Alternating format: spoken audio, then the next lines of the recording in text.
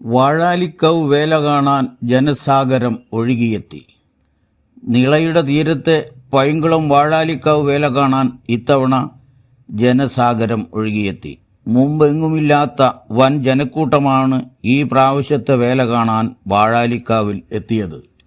വയലുകൾക്ക് നടുവിൽ നിൽക്കുന്ന കാവിൻ്റെ ദൃശ്യഭംഗി രാത്രിയിൽ ഒന്ന് വേറെ തന്നെയാണ്.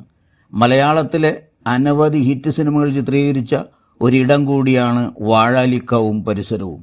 പ്രകൃതി സ്നേഹികൾക്കും പൂരപ്രേമികൾക്കും നിളയും അതിനോട് ചേർന്ന് കിടക്കുന്ന ഭൂപരിസരങ്ങളും നൽകുന്ന ആഹ്ലാദവും ഊർജവും ഒന്ന് വേറെ തന്നെയാണ്.